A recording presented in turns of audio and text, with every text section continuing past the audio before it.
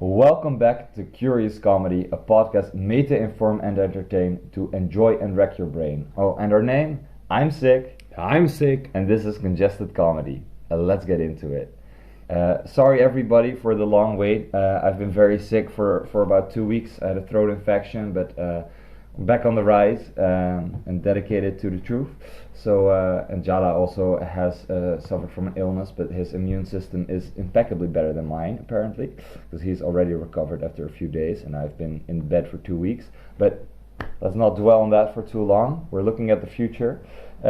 Your humor is also infectious, right? So. Oh, very cute, very cute. Okay, well, since you're excited to get on with it, why don't you introduce our first topic?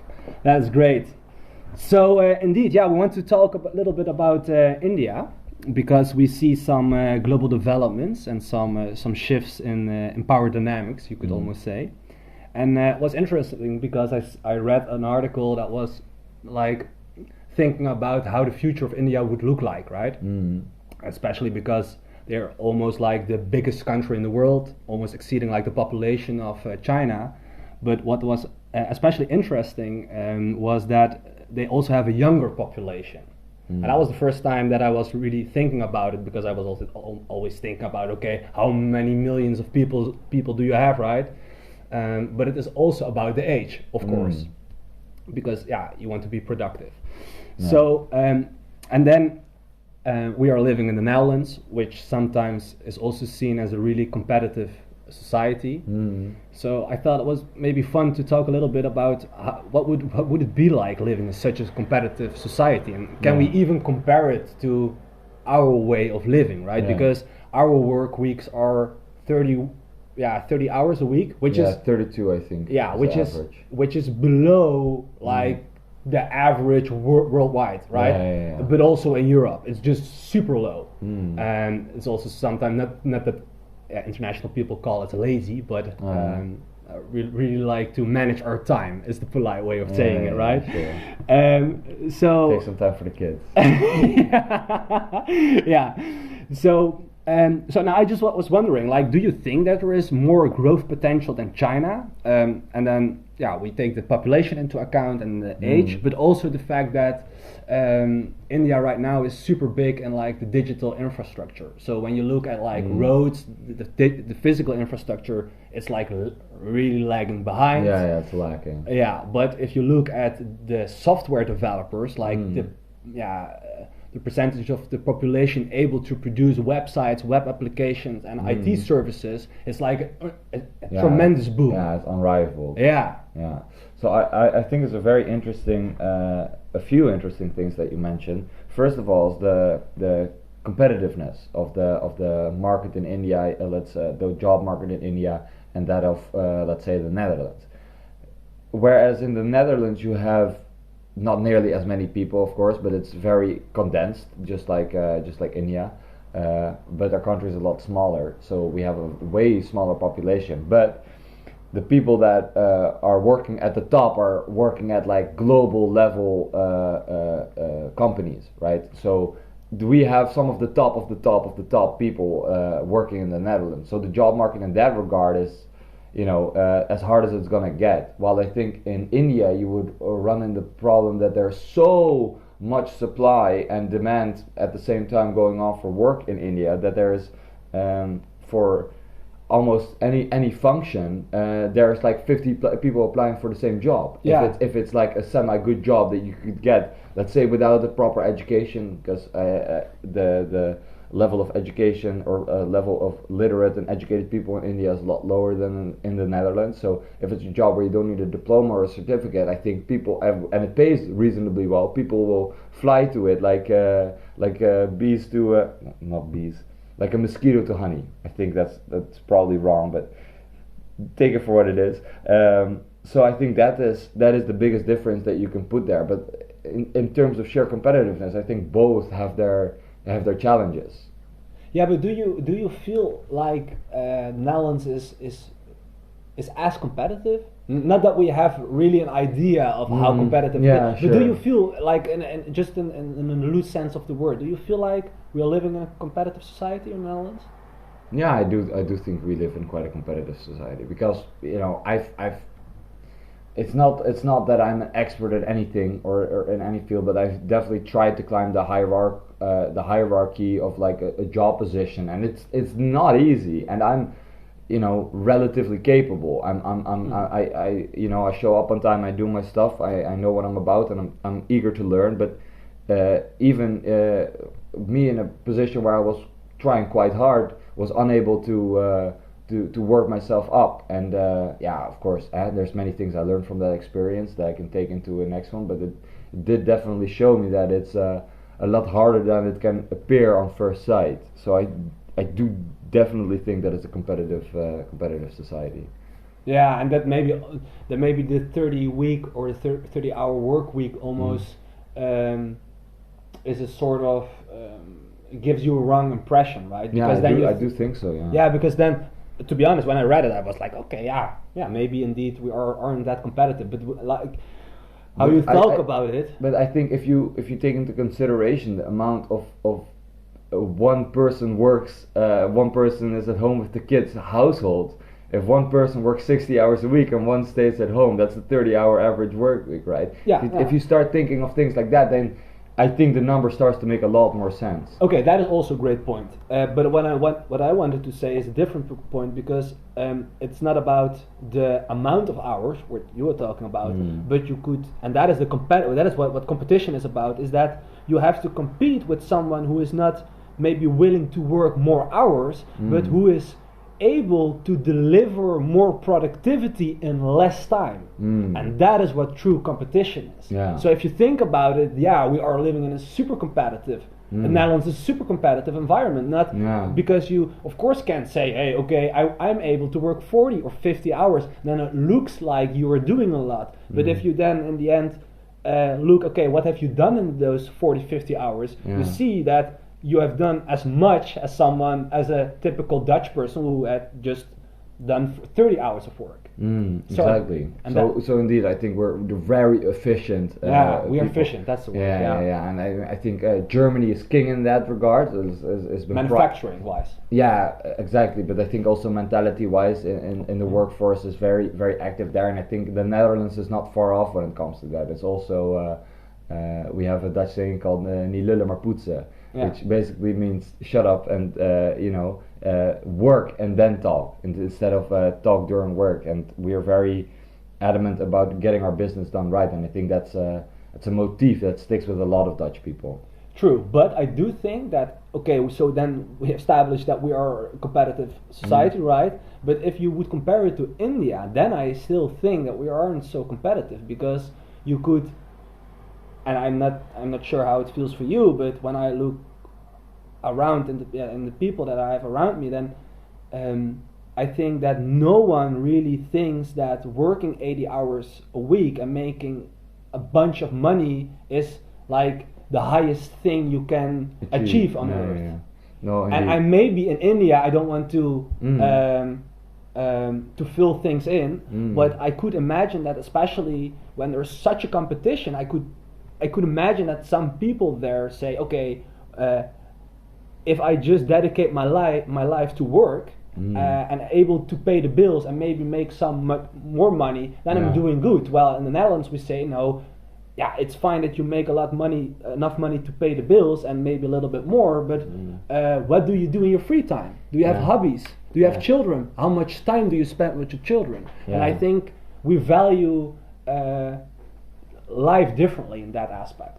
I do think that is a valid point that you can make there. However, as far as I'm able to, I think perhaps also the fact that there's a lot of young people in India make a big difference, because I think a lot of young people in India are like trying to make it in a sense, trying to build something for themselves, perhaps trying to make enough money so they can support their family. And in India, they tend to have quite big families, right?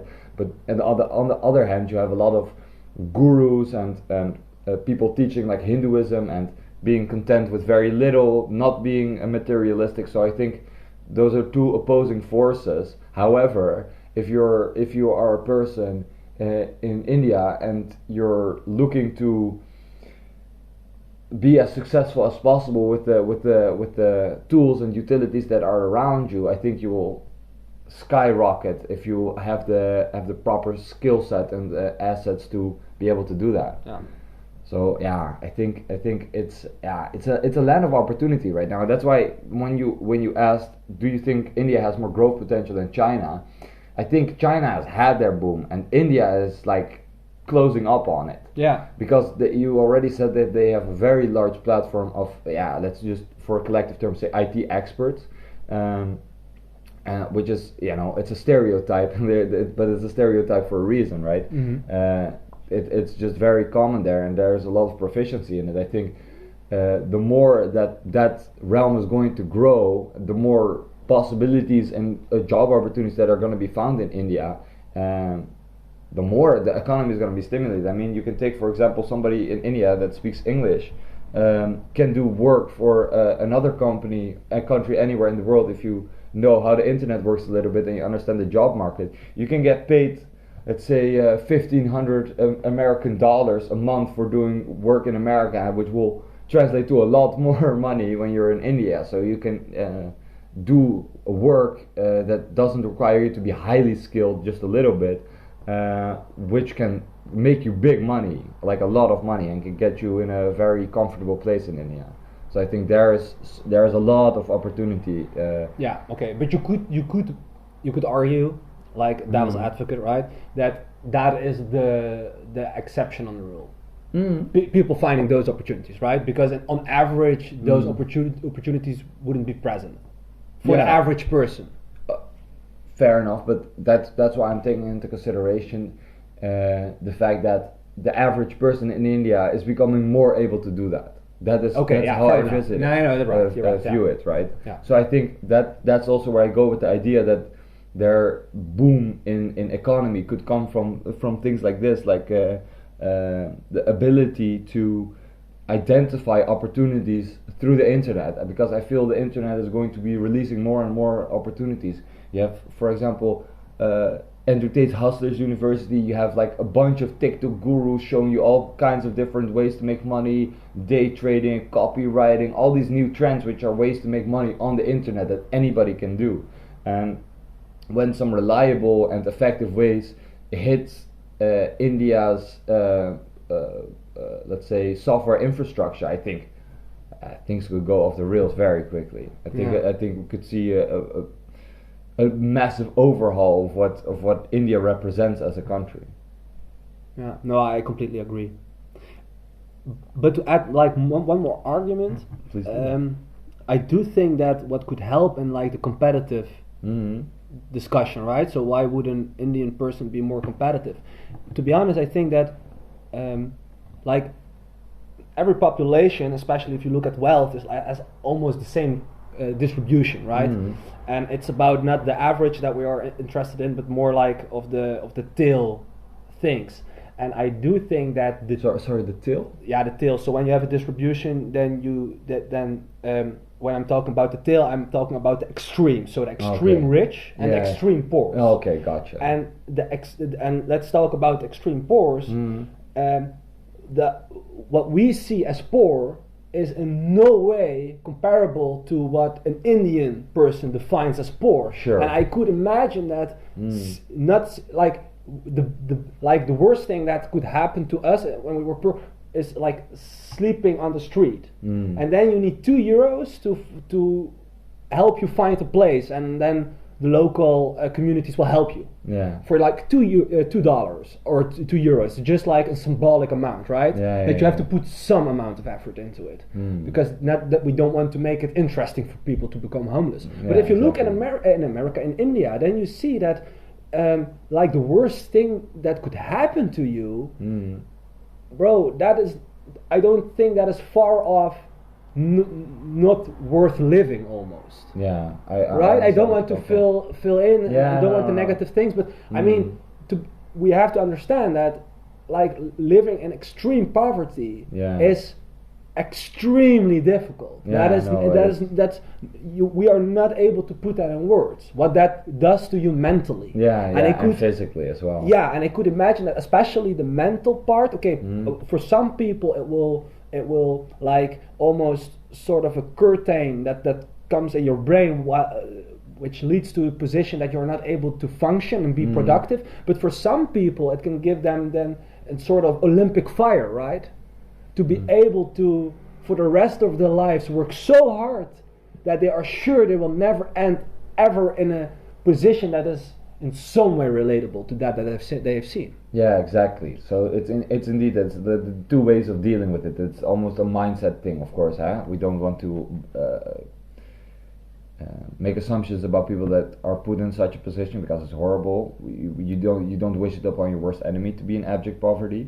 However, some people will see that as an opportunity to work as hard as they can to never be in that place again, and other people will lose themselves and perhaps without making it too much of a subjective case, might fall into a victim mentality and say, this is happening to me, there's nothing I can do, just have to live like this, yada yada yada. And it's a weird comparison to draw, but it's the bear with me for a moment here because I'm gonna go off the rails real bad here.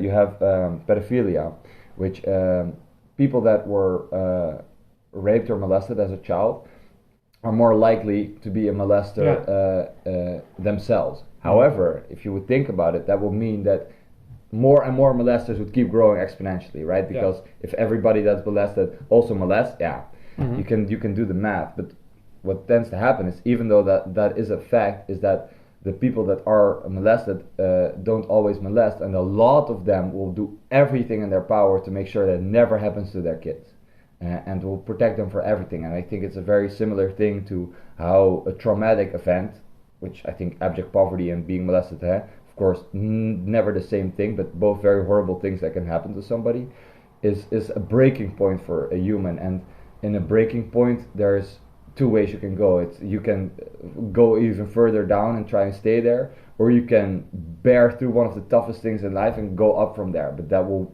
create some strength that will stay with you forever. And I think that's one of the most beautiful things a human can do. That's a story that everybody can get behind, right? Yeah, no, I love it, and I think I really do understand your comparison.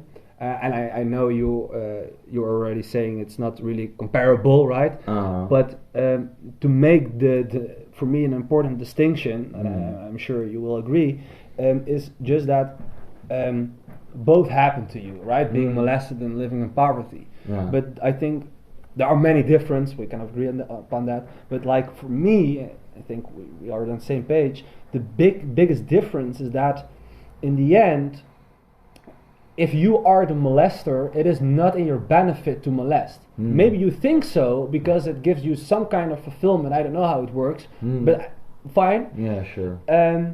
But the thing is that poverty, money, is most of the time a zero-sum game, which means that if I'm not the molester in this one, but I'm the rich person keeping you in poverty will benefit me. And therefore I have an incentive to keep you in poverty. And like you just said, you don't have an incentive to molest. And therefore you will see that molesters, and like you just described the dynamic perfectly, like you just said, the mental capacity of people to do the right thing will ultimately weigh off the bad things, right? But if you think about the poverty and the wealth things, that is not the case. The opposite is true. It is in your benefit to if you want to stay in the same analog, you will see that if you got molest, you will molest 2 or 3 people.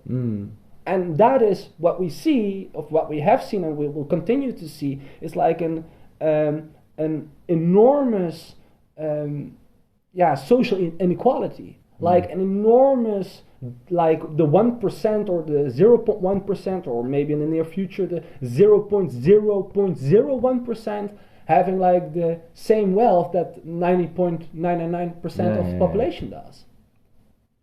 I just wanted to make that I do think that is the hardest thing with the poverty, that and like all the other problems, there is always a lack of knowledge, a lack of ambition, a lack of mental capacity, but the thing with being in poverty is that the deck is stacked against you. Yeah, and it isn't all the, like, yeah, you just said it perfectly. The cards are decked against you, but it is in the one who is like giving the cards and its benefit to whenever I'm almost at the level of being not in poverty to push me down. Yeah.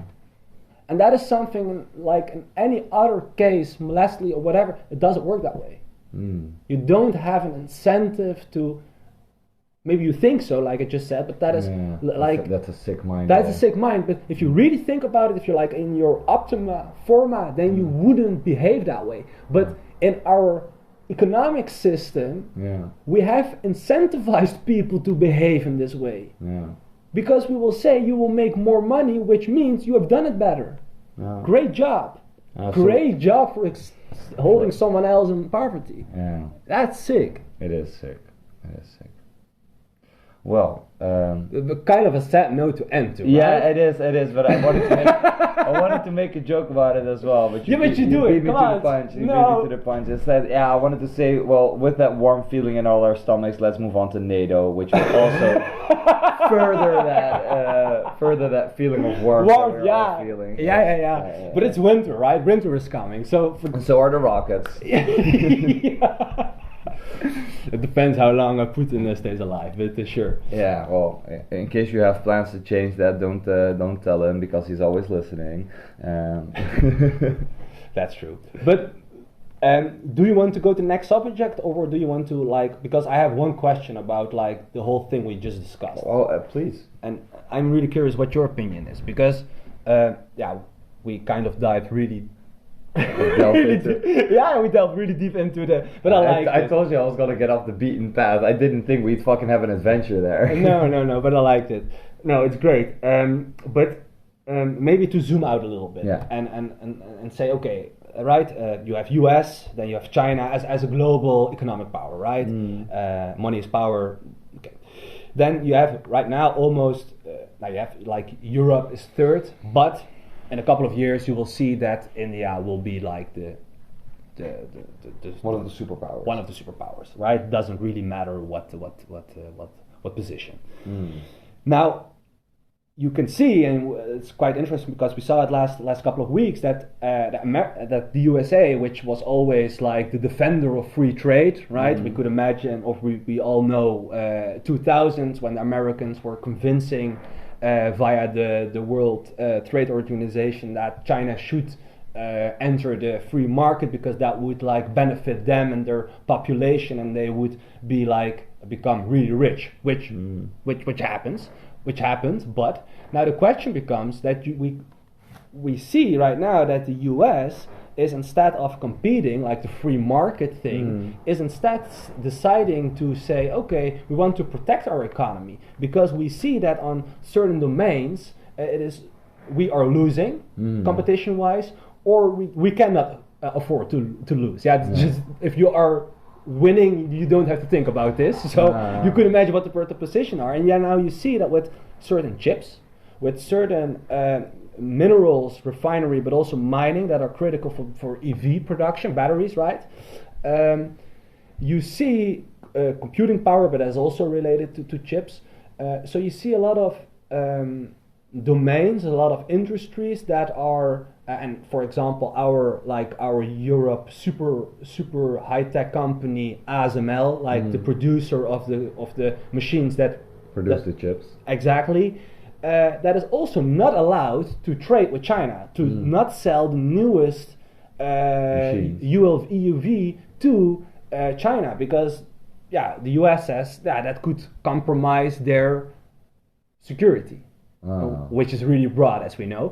So my question to you is more in this light, in the light of India becoming a global player, and we always have said as a Europe and Western world, we want to have a free market, the invisible hand ruling everything. Now America saying, to a certain extent, do you think that we, in the future, should we compete or should we protect? Well, there's a saying which I really love, which is innovate or die.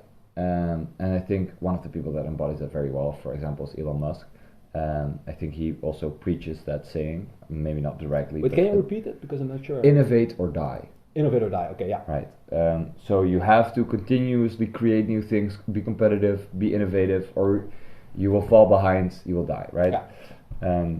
So what America has done is they have reverted from being one of the most innovative and most economic strongholds in the entire world. They have started lacking in a few departments. And I remember one of the things, this is a while back, so I might get the details a little bit wrong, but I think I still got the gist of it, is there was a high-ranking army officer in America that said, listen, if we don't start spending time on our cybersecurity budget and our warfare methods, that is not just infantry, planes, and boats and physical things, but we have to also work on the software side of things.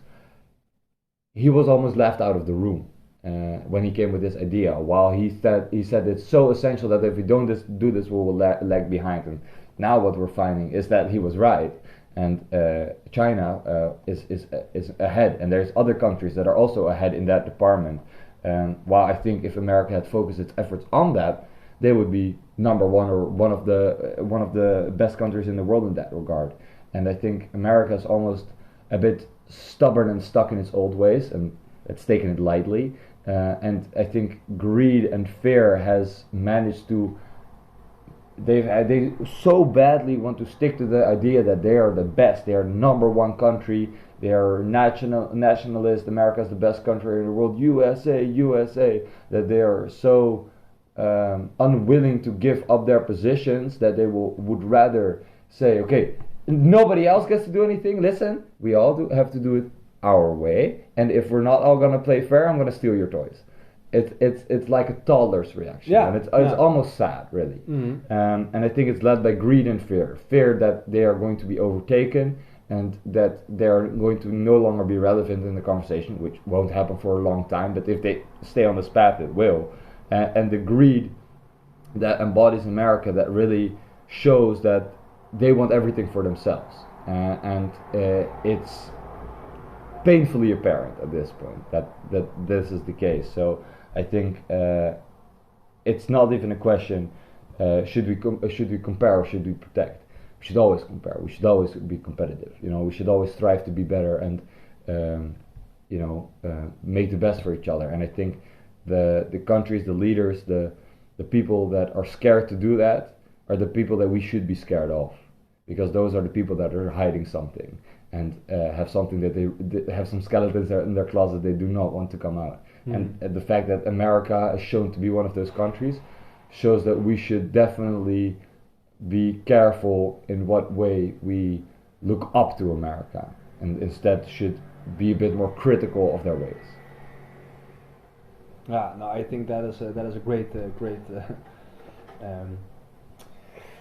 almost a Pope talk. Yeah, geez, I felt I was preaching towards that. Yeah, no, you were. No, but I think it's an amazing.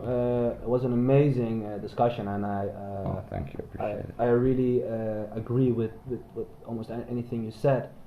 But as a question, I would pose to you then, like, I understand what you were saying, and I do, as a critical note, I do think that we all have some skeletons in the closet, but I agree that the people hiding them the most are the ones you need to take care of, you could almost say, because they won't do it themselves.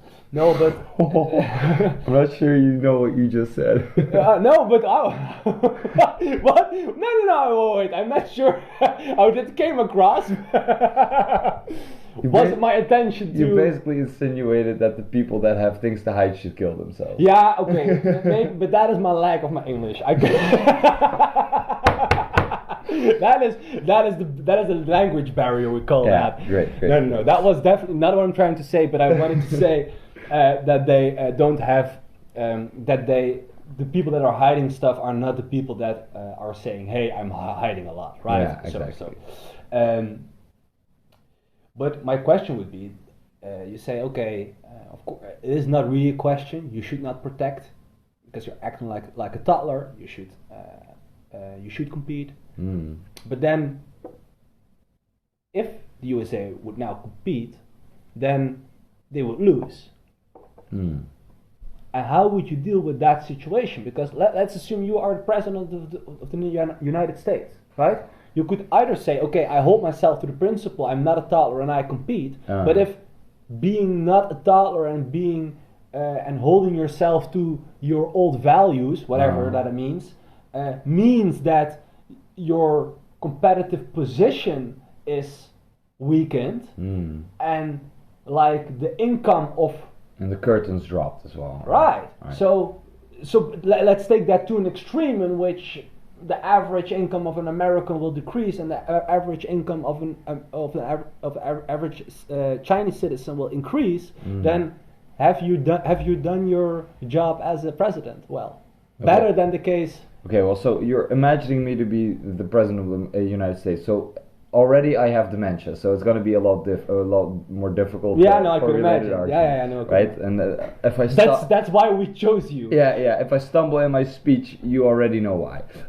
So I think that regardless of the perhaps immediate ramifications that it will have, because the barriers that you've been putting in place to prevent people from racing beyond you, the hurdles will be removed. Which is definitely gonna hit you in the short run.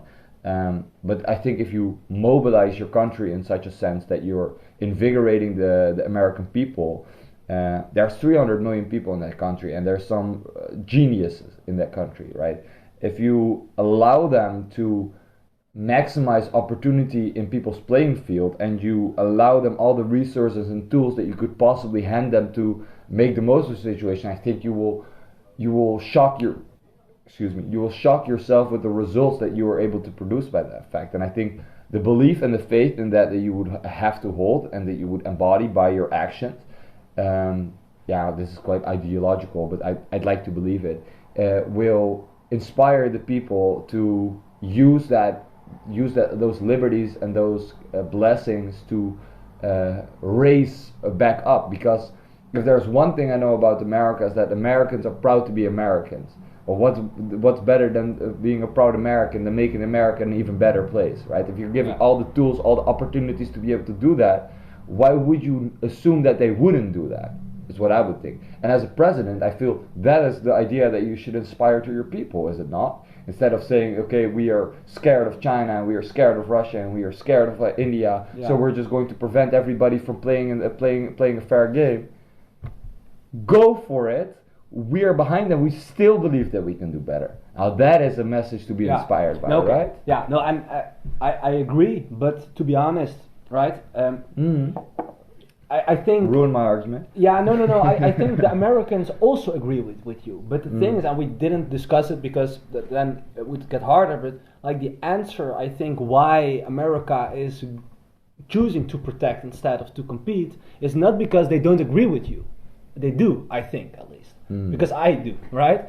That I'm feeling really American, but no, but for real, the thing is just that they are saying, hey, we want to be the best, like your argument, but what do you do when other people are not playing by the same rules?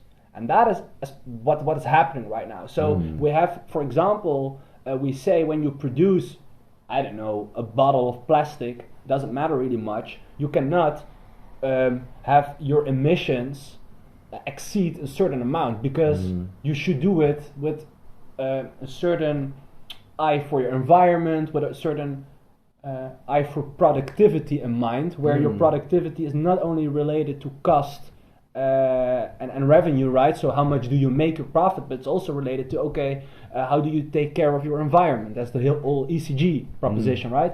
So the thing is that when a US company now produce a barrel of oil or plastic, whatever, I'm not saying it is true for these products, but it's true for some products, especially the chips and so on. For the chips, it's, for example, the intellectual theft that the Chinese have done, where the Americans are now saying, no, we are not going to buy you your stuff, but you are also not allowed to buy the next gen because we know you will just steal it.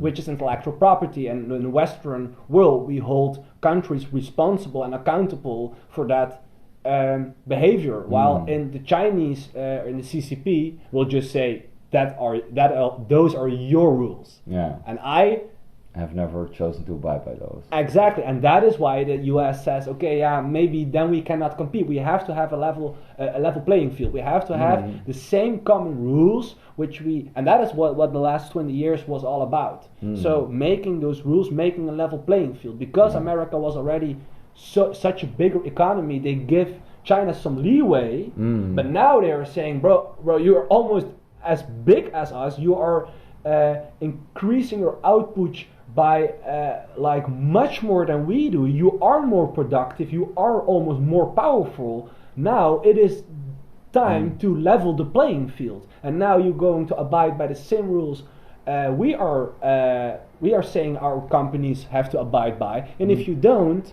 then you don't have any entry to a market anymore. Yeah, I mean, that my philosophy did indeed not cover that aspect. So it's a very good point of view to bring it up. Thank you for that. And I take your point. I definitely do, because it makes sense, right? We put restrictions on ourselves to be in accordance with what we all believe is just and right. You're not doing that, but you want to profit from us regardless. That's not how it works, right? We play the same game here. So you say, okay, then we just cut you out completely. And I'd hate to say it, but I don't actually know a better solution. Because what else are you gonna do? You can't force them to comply, right? It's damn hard to use sheer will to force them into following your ways. And who are you to tell them? Yeah, okay, fair enough. But the thing is that not the US is just saying that. The argument is that the World Trade Organization is saying that, which should be an autonomous, independent organization, but depends on funding and is receiving, as much organizations in the world, most of their funding from the US, and therefore the Chinese will argue that it is a US public organization, right? Sure. So, but the thing is, and okay, I follow your argument, but to be honest, that's almost also a Thaler reasoning, because of course a Thaler could say, yeah, you have to abide by my rules. Then the other Thaler will say, no, why should I abide by your rules? You should abide by my rules. And then you are nowhere, right? So that is Thaler behavior. What would be reasonable would say, okay, if you ask me to abide by your rules, I will, as long as they are reasonable, and as long as you are also willing to comply by my rules, as long as they are reasonable. Yeah. And that is what like organizations like the World Trade Organizations do. So they make just a set and say, okay, what are like fair assumptions? So that is what the World Trade Organization does. So based on a set of fair assumptions where both parties have complied or agreed upon, then we say, okay, now we have like a basis, and now based on that basis we can trade, right? Yeah. And that's when you say, okay, we have trade agreements between countries, which are just rules agreed by both parties. So therefore, that was like the point we were just talking about. Like, this is how already competition works, because you don't want everyone to follow his own rules. So we already do that for hundreds of years. We have international trade, which is always in our own self-interest, but we still say, okay, we want to have a transparent set of rules which all parties have to comply upon. And then, it's a level playing field, right? Yeah, exactly. And then we can just, but what the US is saying right now is just that China is not, don't want to update the trade agreement and does not hold itself to the same degree as the United States to the trade agreement. Yeah, exactly. And that are those are two like, different things or factors, you could say, are influencing the level playing field. Yeah. And exactly. therefore, the U.S. and that was the answer on your question. Okay, what can you do? Yeah, then the U.S. decides. Okay, we want to trade, we want to compete, we want to have a fair set of assumptions. You don't want that. Okay, then we're done with you, and then we're going to trade with different countries. Yeah. And that is what is happening right now. That when you put it in such context and you finally get the big picture, it makes a lot more sense than my surface level view that I had on it before. Yeah, it's a shame that there is no deal to be struck, because in a way you would think that other people would follow in the same footsteps as America has. For example, European countries, they would join hand in hand with China, or with America, sorry, and China will forcibly be imprisoned with its own policies, and will remove free trade from itself. So I mean, a bit of pressure in that regard is necessary. But that is what happened in 1980, 1990, and that is why a lot of people in the Western world 30 years ago said China will never be a global power. That's just absurd. But since what you just said, so they did that, then China decided in 2000, okay, if you are going to be one team and I'm isolated, then I want to join and I will abide by the rules. And that's why it became a global power, because as not only could not only trade with USA but also with Europe. Yeah, exactly. So, but the other way around, that is interesting about the whole India part, is that India is now like almost proposing themselves as a new leader in the Asian world, where China is not abiding by the rules, is not taking care of environment, maybe human rights in the Uyghurs and stuff like that, and India is saying, hey, we are a democracy, really important, we take care of our environment. You can see why India is becoming much more and more an interesting trade partner. Because indeed I think a lot of the values from India reflect more of the values of the Western world, which means a lot more integratability. Yeah, it's a very good argument. I hadn't considered that factor yet, but it definitely weighs in. Alright, great, interesting. It's quite amazing how we almost did a whole episode about one subject, isn't it? It sure is, but for me that's fine, because I am running on fumes, so I don't mind keeping it simple. Okay, great. So shall we go to the next subject? Yes, please. Okay, great. So we want to also talk a little bit about NATO, which, in light of the things we just said, are almost self-explanatory why it is relevant, right? So a short history of NATO. Now, history is a big word, but a short introduction to NATO, that would be better. Is just that NATO is like an alliance, a Western alliance, which alliance. Thanks. Which is my English is still back from the 1950s, where the NATO was where the NATO originated from, because it was like an alliance to make sure that after World War II there would never be war again, right, in Europe. And then there was like an increasingly pressure from the communists, from Russia, that want to invade Europe, right?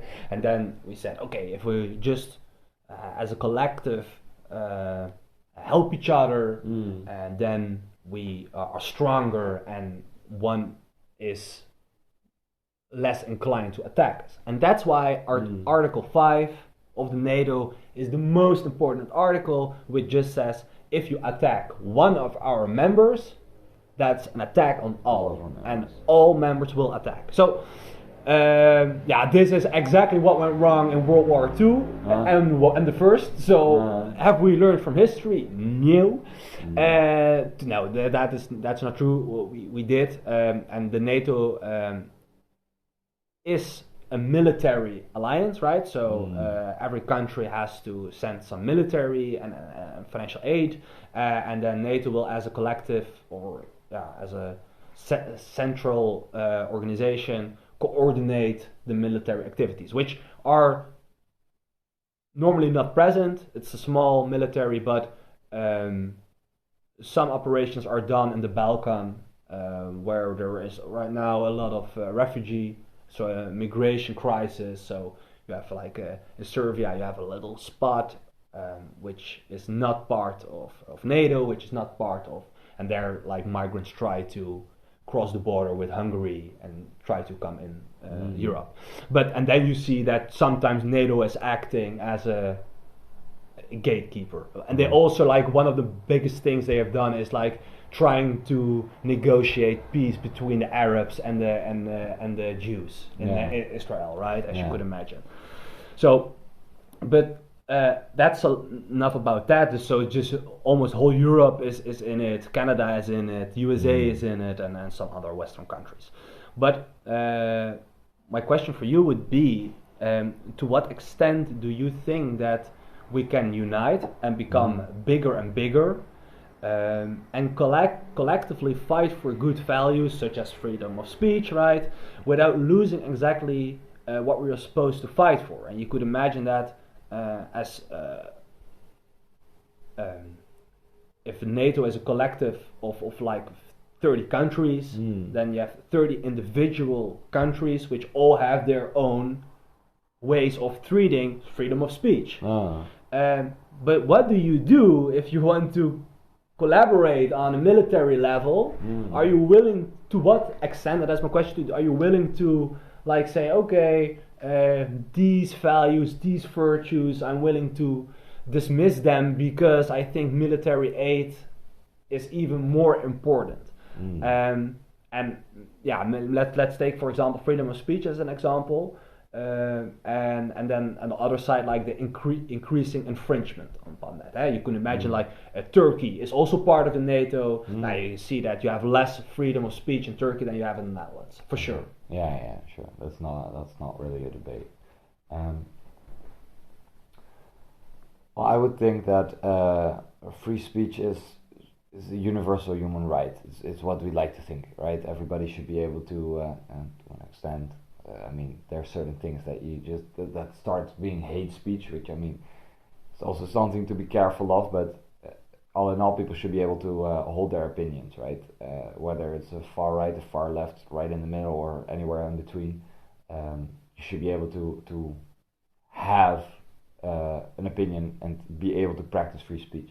Now, the thing is that in certain countries, I think for sure the further east you go towards Europe, it's also more noticeable. Is that there are still things left of the Soviet Union, the communist regime, where a lot of the ideas and ideology and philosophy was to be communal for one leader, but also came with a lot of autocracy, which caused the people that wanted the best for everybody, which is what you would hope that most people want, were actually hunted for their opinion. But it's hard to draw a specific line where you would say, okay, this is free speech for one country and this is free speech for another country, because everybody has their own background and ways where they come from. But I think it should be universal right for everybody, as long as you're not with a megaphone screaming in a police officer's ear. I think you should be able to voice your opinion and you should be able to be heard, as long as you're not bothering everybody. I think that's about where you push it. I mean, like I give everybody the right of way and allow them to express their opinion, but if I see those parades on the street here that is promoting another one of those damn causes and blasting on my eardrums and blocking traffic, I am not inclined to support your cause.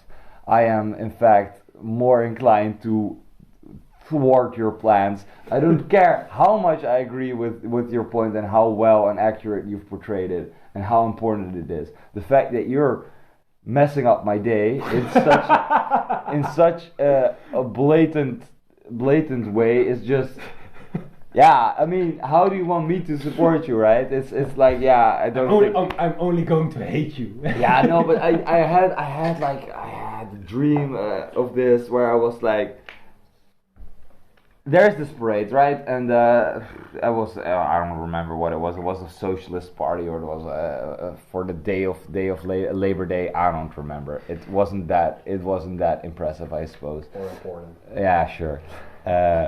Doesn't matter if it just triggered a bunch of people. Freedom of speech. True. I look at that. I'm like, okay, great. You're trying to raise awareness, right? And I think I'm going a bit off the track here, but whatever.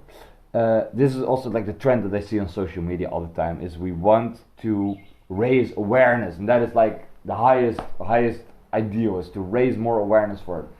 Every major event where we see some injustice, the biggest thing that happens is we need more attention. We need everybody to be aware of this. But I'm seriously think that the way to go about it is just being done wrong. It feels it could be so much more efficient. I mean, the riots and the parades is just, it's every like day-to-day people that are just doing their things are annoyed by the fact that it's there.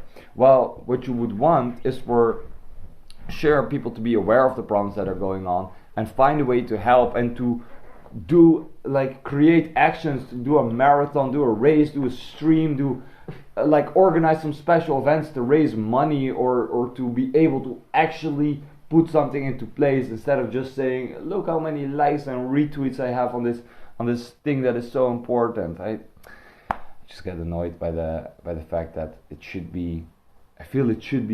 could be a lot more effective, and so therefore it should be. But okay, that was my little rant. But what would your suggestion be then?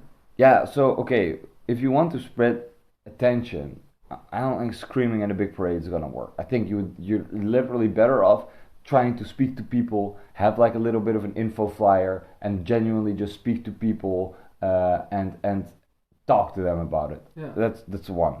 Not the biggest fan of this, but it's rather you ring my doorbell and politely ask if you could borrow a minute of my time than the fact that you block my street for 5 minutes. But whatever, and come with a fanfare and a drum kit. But that's just one doesn't have to exclude the other, right? Yeah, sure. But if you come up to my house with a fanfare and a drum kit, then I will. You are an artist, so you should. Yeah, you should not listen. Actually, much. you are right. I will sample it. I will make a beat out of it, and I will blast it through their speakers and make money from their annoyingness. Okay.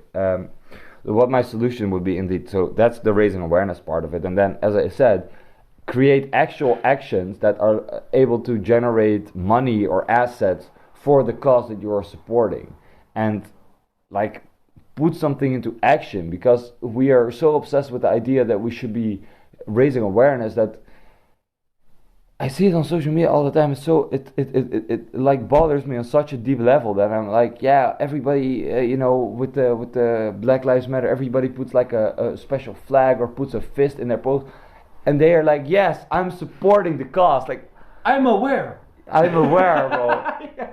I support you, but really, what are you doing? If you really want to make a difference, then make a difference, right? And it's almost like you're trying to gain popularity by being what is the word for it? Not chivalrous, but like acting in an ideal manner, right? You're trying to claim fame by that. I think it's just an empty hope and like an empty personality if you engage in that to a large extent. So but that is not the solution, right? No, it is not a solution, but it's a very hard problem to solve. Anyway, I give two things that are practically can be done. Yeah, okay, but what I don't get is that your endpoint is that you rather would have someone knocking on your door trying to convince you of his ideology than someone to talk about it and to tell me what they're doing to try and improve the situation and how I can help. Yeah, okay, but why would that be more beneficial than walking on, for me as a person, right? Sure. So from an organizational standpoint, it's definitely logic why you would not go to, because now by walking on the street you have a much bigger audience, right? Yeah, sure. So you can convey your message to a broader audience. But the thing is that what I mean, I would rather get, I would rather just like biking through the city and then seeing some people saying, okay, I don't know, this like. We want to have more freedom of speech, or we want to have freedom of the Uyghurs, or we want to have whatever a political statement it is that you want to trying to make, right? Then I think having the discussion in public is one, more productive than a one-on-one session. Two, I would feel like it's more how you say it feels raw. Do you know what I mean? If you're trying to convince me of your belief via knocking on my door, in the end, we can have a super interesting conversation. Best case, and then the next day I haven't forgotten. You can say that is not true, but that is how people work. And but the only thing why we are still talking about a Black Lives Matter is because it went to such an extreme, not logical in my opinion, but it went so almost monkey that yeah. Now you remember it, but that is not because they had great conversations or they had it was just the awareness thing. So I mean, I agree with the point you're making that the whole social media using for all small things to raise awareness is leading to that end. But when I'm asking, okay, what is a better solution? I'm not trying to corner you. No. It's good that you question it. It's just like I do think that like going out of the streets is like the most effective thing that you can do for any cause you have. Like not on social media, but you go out in the streets and scream.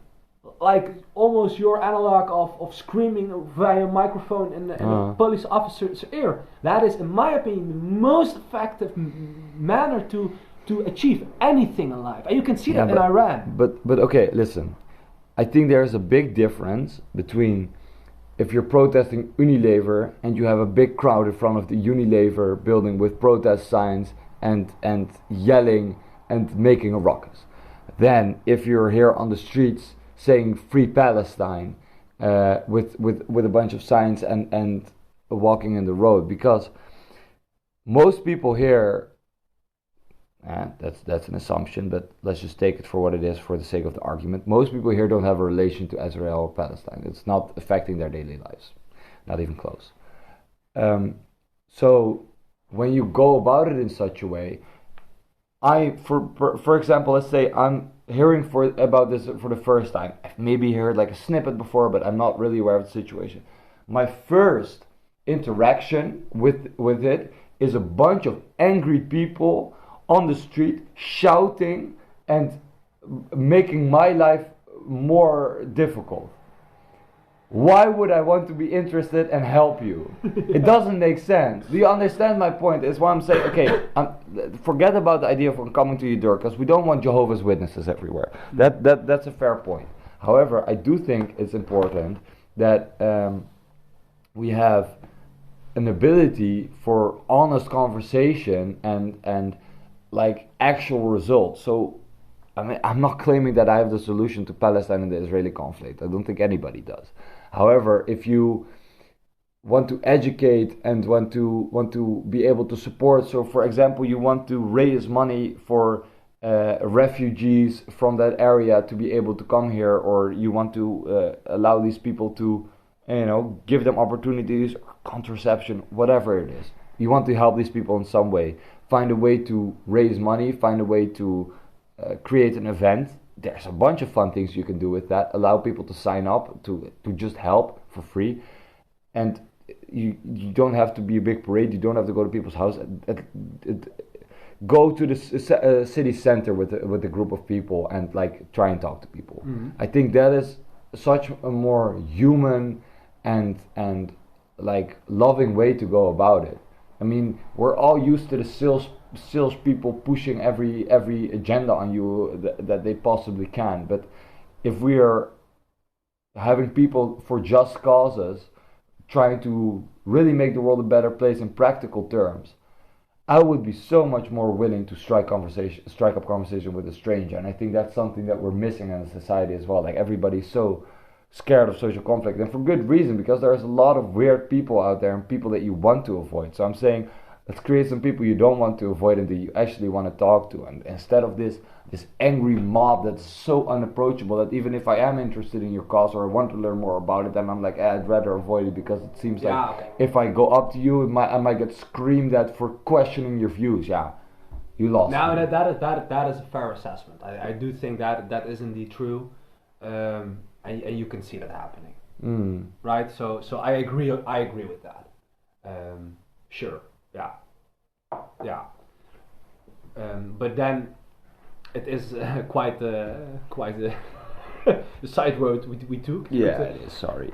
No, I had your question and I was really struggling with it, and I started a rant. I was like, you know what, this has something to do with the topic you asked me about. It's good enough. No, but it's great because it's the way of how do you want to get convinced. And let's I think for me to give an addition for that, that boils down to people being or willing to speak but not able to listen, and that is something that is, I think, particularly present in groups that you were just describing. Yeah. So there's groups that are on the streets and just those, and that is the point you're trying to make, and I think that shines a different light on it, is that we were just talking about, okay, what would be better, knocking on the door or walking on the street? But in this case, you should turn it around.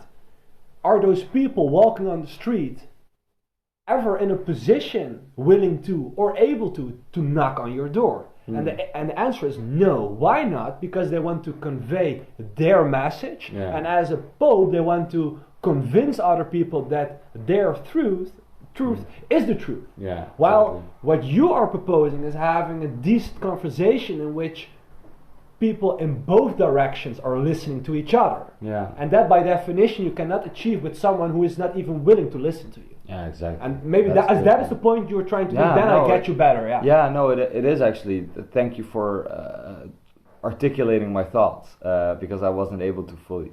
Indeed, I think that's a big part of it, is allowing people to that. Yeah, it feels indeed like my opinion is the one. My opinion is the one. Yeah. Wait, and that is an unattractive standpoint for me, because it feels like no matter how well my arguments are formulated, or no matter how much I could make a point that could be a valid argument, it feels like so ideologically possessed that any true conversation is leading to nowhere, because you're just talking to an idea. Yeah. You're not talking to the person. You're talking to an idea that's in the person. Yeah. Right, and that. Yeah. And that's a scary thing. Yeah, and maybe the scariest part would be that if you have your idea, what you're just talking about, that the person defending that idea, I choose on purpose the word defending, because when he or she is not able to defend it in the extremes, it's like failing. Yeah. And there you have it. So you're not willing to find the middle way. Yeah, the common ground. The common ground, because you're just saying no, this is the truth. Yeah, exactly. So no, I do get you, but yeah, indeed it is. But maybe we can just skip it and go to the next subject. I think that is interesting. But maybe we can talk about in the future what is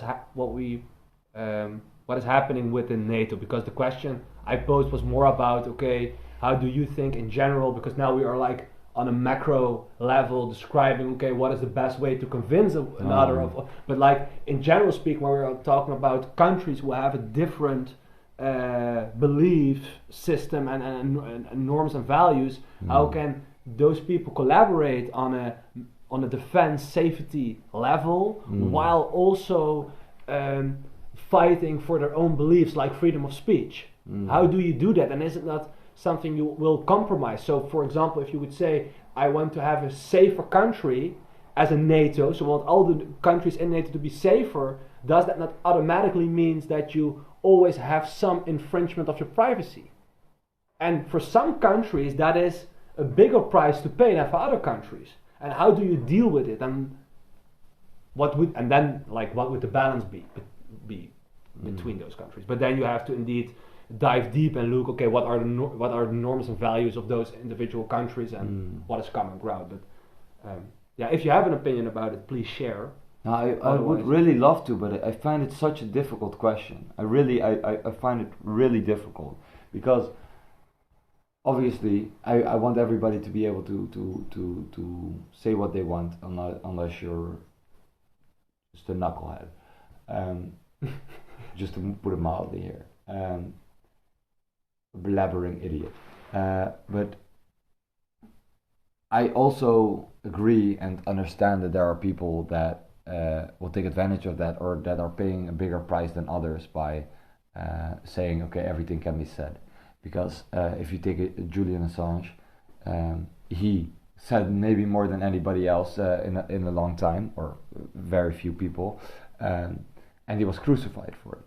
And still is. Yeah, still is. And he's going to be extradited to the United States. Yeah, there you have it. And the United States is supposed to be part of NATO. So you have. It's the biggest one. Yeah. So it shows you that there is not a true willingness or ability for freedom of speech amongst countries, and I do believe it's something that we should strive for, because I believe deep inside of me, it's a difficult belief to have, but I genuinely believe that the truth, speaking out the truth and acting out the truth, will make the world a better place. And if we are, no matter how small, setting up barriers in places that prevent you from speaking the truth in any manner of ways, will eventually cascade into a bigger effect, and it's the same way. You can use it as a personal anecdote, and you can immediately get the bigger picture. If I tell you a lie and I say, I'm at the gym right now, but I'm with somebody that you don't like, and you're like, oh, okay, well, I'll go to the gym too, and then you're like, oh, okay, well, I can't say that you get to the gym. And I think, oh, I'm just leaving. Oh, where are you going? Let's meet there. And you instantly get spin in this web of lies, where you have to keep making more lies to try and get yourself out of it. And then when eventually you get caught, because let's face it, the deeper you go, you will, at some point it will happen. There's so much proceedings going for it that you can never really recover from the situation. Right. There's always backlash. So the only way to prevent that is by speaking in truth and honesty and allowing that to manifest itself. And therefore you don't have to be worried about anything that you said or you did, because you know you acted in a way that you thought was truthful and honest. And if we prosecute people for doing that, like Julian Assange and so many others in modern times, for speaking about anything that they find is controversial and being ridiculed, cancelled, and banned from platforms for doing so, we are in deep shit. Yeah. For lack of anything better to say, but it's really the case. It is something that we must avoid at all costs. So that's why I think, even though I understand everybody's complexities and difficulties, sorry, but we have to aim for it. There is no alternative. We have to allow that possibility to be there and allow people to express themselves, because it's the only way to move forward. Yeah. Unless you disagree with me. No, I completely agree, but I would almost, as a sort of a conclusion, say, or add to it, that you would say, but that's maybe one dimension I'm arguing right now, that you would say, okay, we don't want a bigger NATO, because a bigger NATO means more countries, more different countries who you have to compromise with, and so lesser chance of people able to speak up their true minds. Right? So as I completely agree with what you were saying, and I think alliances like NATO are are like making sure that Julian Assange is extradited. Yeah.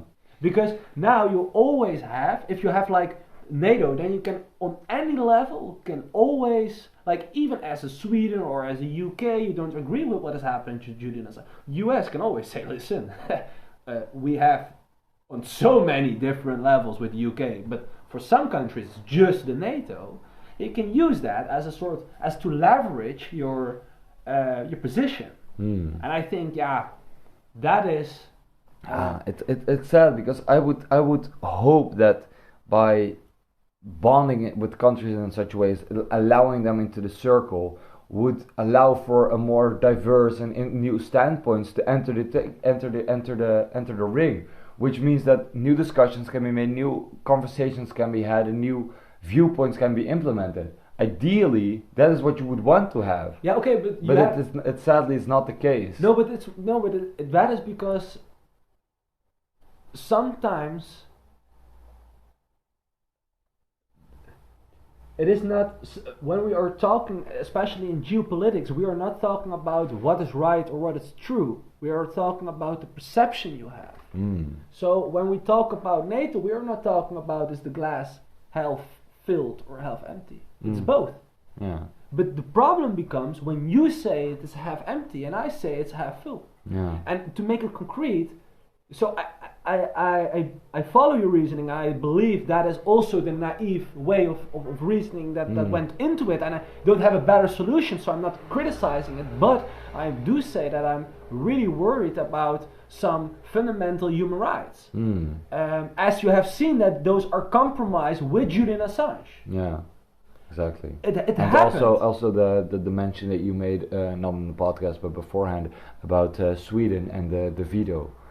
Yeah, so there's indeed. It's also ties right into it. Ties right into it. But I would say that even the Julian Assange case, I think it's even, for me, but that's maybe also because I have a personal bias towards that, but for me that is even more tangible. That is even more important. And why is that? Because let's take the glasses half full, half empty.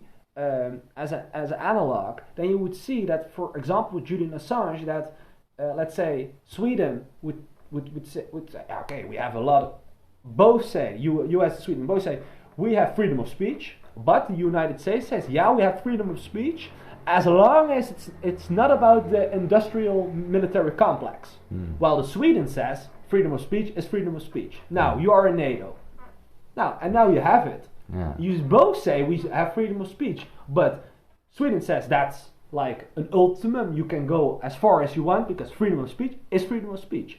America says, yeah, of course, freedom of speech, as long as it is not harming national security, which sounds also really reasonable. Yeah, exactly.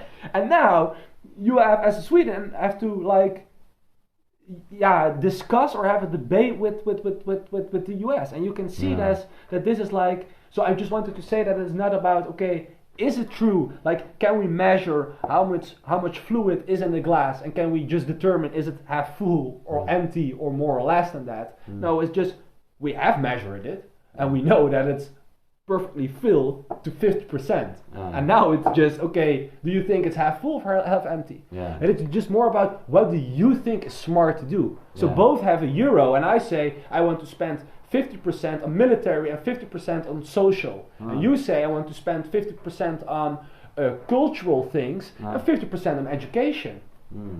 Yeah, what is better? Who knows? Yeah, exactly. It's just perception. And that is what I think makes this so hard. So I believe indeed in the end you would expect and also hope that by including more different countries, more different opinions will be included in the discussion, but in the end, because we have to collaborate, like that means the more extremes, the more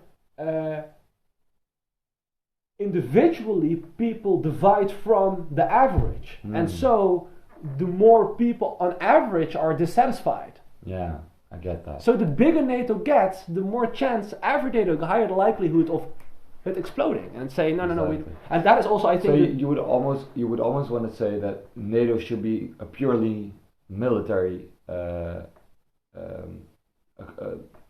agreement. Except for that, they have no ruling power because people and cultures are just so different that it should be handled amongst themselves, because forcing everybody into the same metric is just not going to work. Yeah, and that is where it originated from. Yeah. That's what this just Article 5. When you attack someone, all the others are attacked in that sense that you will get all the member states against you. Exactly. And that is like the Ukraine thing. It's not part of the NATO because if it were, if it was part of NATO, then Putin would have had hell to pay. Yeah, and that was also like the big thing 2 weeks ago with like the missile in Poland. Because if that happened, then it was NATO. So that is the distinction. Did they? No. They are not sure because they think that it was like an anti-missile from Ukraine. Yeah, I heard that there was a good chance that it was from Ukraine itself, but I wasn't sure if it was confirmed or anything. No, but there was also the German embassy that was attacked in Ukraine, right? The German embassy was hit. There was also like big talk about I missed that, I think, because the embassy of Germany being hit in Ukraine would also be under Article 5. Counting as a war attack. Yeah, because it is German ground, German territory. Exactly. So it is. But that because like listen, I went to Berlin a few months ago. I couldn't came near like a radius of 100 meters next to the Russian embassy. And believe me, I'm the one trying to figure out how close I can come. But listen, I felt really unsafe. I can tell you that. And like some people were just looking at me like, bro, you can come. I will shoot. I don't care. Come, do it. Press me. And I was like, bro, I'm not even going to test, right? Yeah, I'm not a cat. I'm not a cat. Exactly. So, but indeed. The Sweden and Turkey is let's take that example for anyone who doesn't know, because indeed I think it's interesting, closely related to it. It's like the same that Turkey and Sweden are both part of the NATO, and every member has like a veto, right, which you can just sometimes use. If you use it too often, then it still has some value, but you could imagine it will it will influence your position, right? But what happened is that Sweden applied after the Russian invasion on Ukraine to join NATO, and then Turkey vetoed and said, no, you cannot join. Why not? Because in Sweden there are some activists who Erdogan, the leader of Turkey, thinks that are related to the Gulen movement, which was the 2016 movement that tried a failed coup. And 6 years after the date, he's still searching and still holding people around the world accountable for that. To even this extent in which he just says, okay, if you as a country wants to join, you first are sending me the terrorists, and then I'm willing to think about it. And if you don't, then you don't. And this is again a clear example of the Sweden president saying that, but you're talking about we are not holding Kurdish or Gulen like descenders. No, we're not doing that, and at least not actively, right? So not on purpose. No, and he's just said, no, you are giving them asylum. I don't care if you were giving them asylum or not. If you don't send them, you didn't do anything in your power to do it. So then I will hold you accountable for it, if you have it or not. But then you can see how it's a clear example of how Erdogan is like almost misusing or using NATO, which is an international alliance, to provide military support to, in essence, just provide peace in the world, to just use it for its own national benefits. Yeah, indeed. And there you have it. So you have both. So now you. This is a clear example of including like different countries with different values. Yeah, exactly. If you would add Saudi Arabia to it, now can a journalist now talk, or should every journalist be? So what is happening? You don't know it. No, exactly, and that's I think an example for a lot of people that will like make sense because it's very active right now. It's like the World Cup being held in Qatar. So many different values are clashing there that you can easily see that even if we thought we had an agreement when it comes down to it 2 days before announcing beer is no longer sold on the premises because we don't allow. Rainbow flags were to be allowed.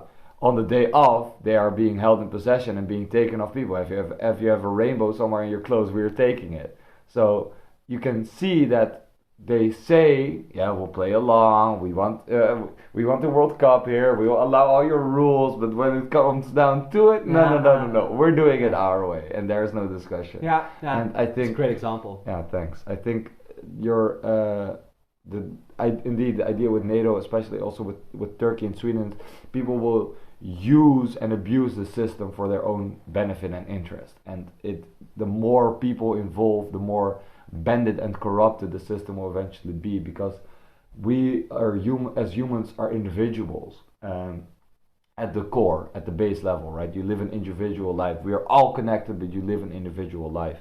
And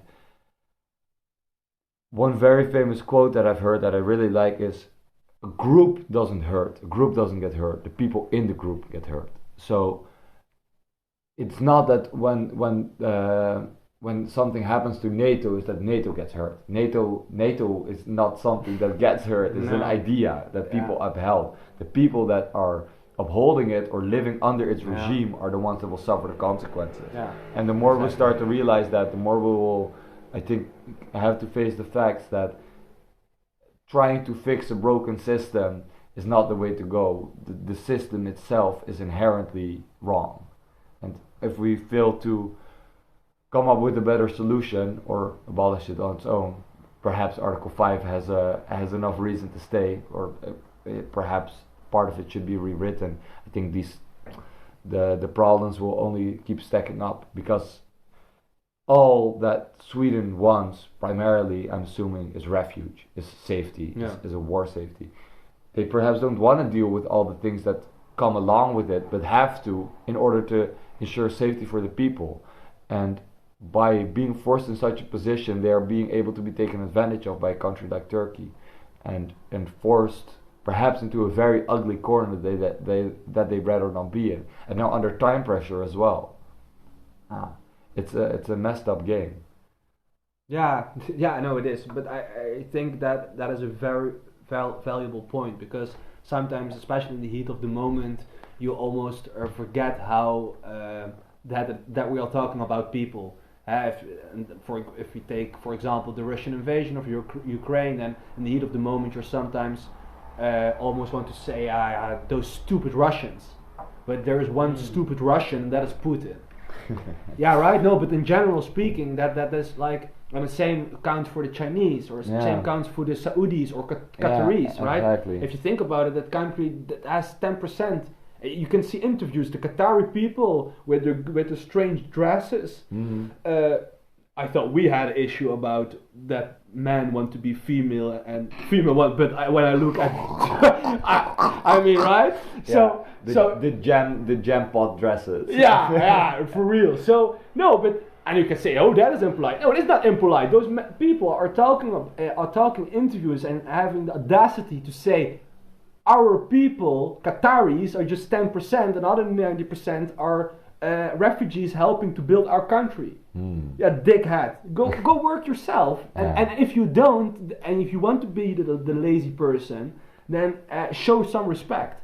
But to say on the national television, while you know that you are going to be interviewed and you are the representative of your country, just saying, yeah, we Qatari people, we are just the 10%. Yeah, you just have a few 100,000 people, and the rest of the millions are just, bro, that is just an audacity. Yeah, just audacity alone. Indeed. Yeah, that indeed. But I take your point like to the heart when you say those stupid Russians or those stupid Saudis or the stupid Israelis. For example, it happens so many times that we categorize an entire group of people as the same thing with the Kill All Men movement. The rich white men are in power, and running the world. It's always lining up a group, and everybody in that group is guilty. It is never the case. And by doing that, the people that are doing right or trying to be right are incentivized not to do so or to be that person. And that is one of the most dangerous things that we can do, because we will corrupt the people that have the biggest Yeah, hearts. no, and it is that's true. So dangerous. And you see, no, it is great, and you see it over and over again. But I mean, I think slavery is now a hot topic. It's exactly the same here in the Netherlands. If you look at history, a lot of people don't read history well, so then you maybe don't know. But if you really look at history from like a few thousand years before, Christian counting, you could say then, right? Because you have also different countings. Let's hold ourselves to that counting. Then, you can just see that, around 15, 16, 1700s, there were some Dutch people that decided to trade slaves. Now, that was like less than 5% of the population. So that means also that less than 5% of the population derived the money of it. Now, really important to know is that the VOC, when we're talking about it, became such a big operation that it was nationalized. Which meant that like the main shareholder was the government. Yeah. Now we invited that is true. We invented like the modern way of holding shares, because the VOC was the first country in which you as a person could buy a share. Yeah. But you could imagine that in the beginning it was super new, that this was especially fruitful for the ones who already had money. And not for all the people that even didn't know it existed, let alone have the money to buy something like it. Especially like, imagine being just a little bit above broke and being told, one of the best things you can do is buy this piece of paper that say you own. I think you're scamming me, 100%. And then someone would say to you, we are going to the south of of Africa, and then we're going to bring to another continent, and we haven't done it that often, but it sure will go well. Yeah, and we're gonna get lots of money and gold and spices. Sounds like a fever dream. Exactly. But I think it's like a great example again of indeed. And you see it right now that a lot of people not from the Netherlands, thinking that Dutch people are proud of that part of the history, which most of them are not, because most of them did not partake in it. Maybe they wish back then, because you could make a lot of money, but that is something different, because they didn't. Because those 5% wanted to, like always, want to have more and more and more. And it doesn't matter if it was a Turkish guy back then or a Dutchman. A Dutchman wanted to earn more than anyone else. Exactly. So also his neighbor. Exactly. And indeed, those are examples of that. And I just wanted to say that. Back to the World Cup, because it's still in my head.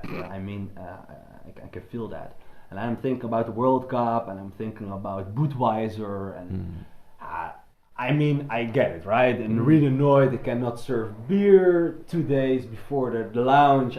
It's annoying. But then I thought, how great of a business opportunity is this? Now we know already that Heineken is making more money out of the 0.0, right? So now you could make the Qataris make like an advertisement for you, like feel sorry, because like you right? We paid a lot of money and you did it at the last minute, so you could have communicated at least a little bit earlier. Now I want you to make some Budweiser 0.0 commercials and let the Qataris drink it.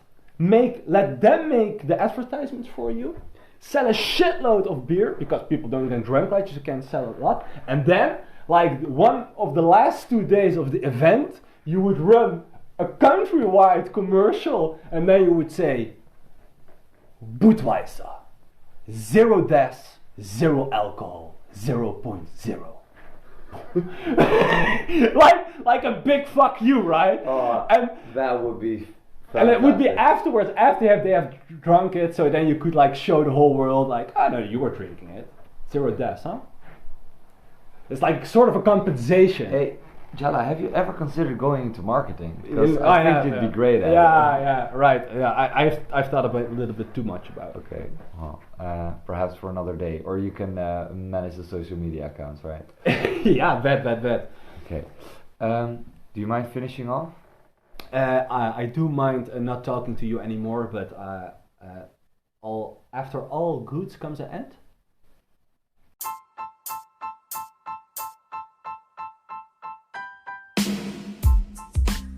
After All good things must come to an end. all good things must come to an end. Okay, very smoothly. Great, fine. Yes, let's let's go. Okay. Yeah. Well, thank you so much for listening, everybody. Thank you for tuning in. This has been Tom. I'm sick still. Okay, great. Jala. You've heard of the dream team. Get ready for the fever dream. Yeah. So yeah, thank you so much for tuning in, and we hope to see you next time. And as always, stay curious. Bye.